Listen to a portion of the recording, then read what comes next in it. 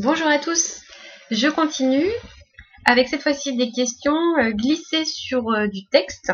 Donc, je vais vous montrer un exemple d'application.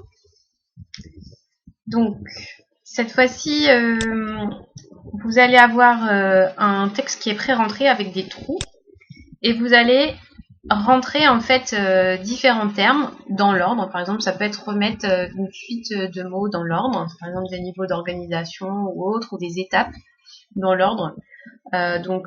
Cette fois-ci, vous n'avez pas besoin d'une image en fond, contrairement au tutoriel glissé sur une image. Donc je vais vous montrer comment en fait ça se crée cette image. Donc déjà, si je vous en montre une qui est déjà créée, pour que vous voyez un peu le principe. Le principe, c'est qu'on va donc indiquer donc dans le texte de la question qu'est-ce qu'on souhaite classer ou qu'est-ce qu'on souhaite faire avec ces termes. Et les différents rectangles qui apparaissent, en fait, il va falloir les pré-rentrer sous forme de balises avec des numéros. Donc, par exemple, à chaque fois que vous allez mettre 2 crochets, un numéro de crochet, ça, après, dans la question, ce sera un rectangle sur lequel vous devrez glisser des termes. Donc, ces termes, ils seront à rentrer dans la partie choix. Voilà. Donc, il faut un peu anticiper la question. Donc, je vais vous montrer comment on fait pour créer une question plus simple. Et je voulais déjà vous montrer cette structure. Donc, on va aller sur créer une question. Ensuite, on va choisir glisser, déposer sur du texte ici.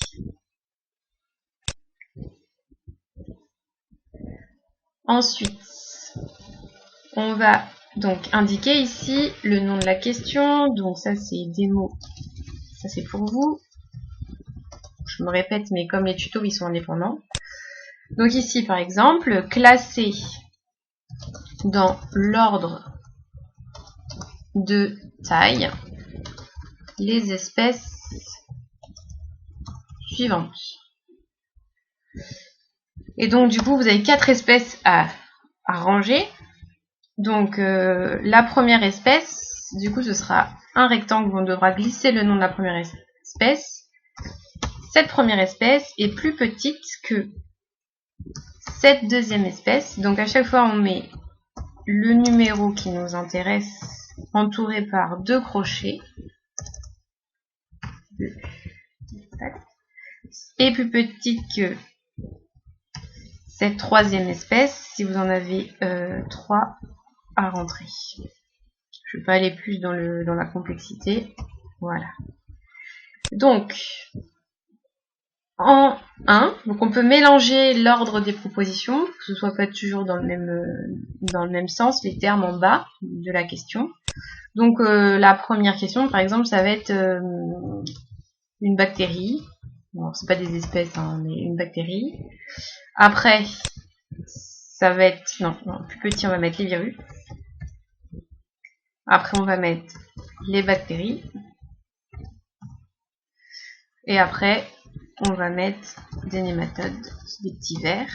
Voilà, donc dans l'ordre d'importance de taille, ces 3 espèces sont comme ça. Et en fait, enregistrer. Ouais, c'est très simple. Et après, du coup, si je retourne sur ma question, vous voyez, donc les 3 numéros ont été remplacés par des textes à compléter.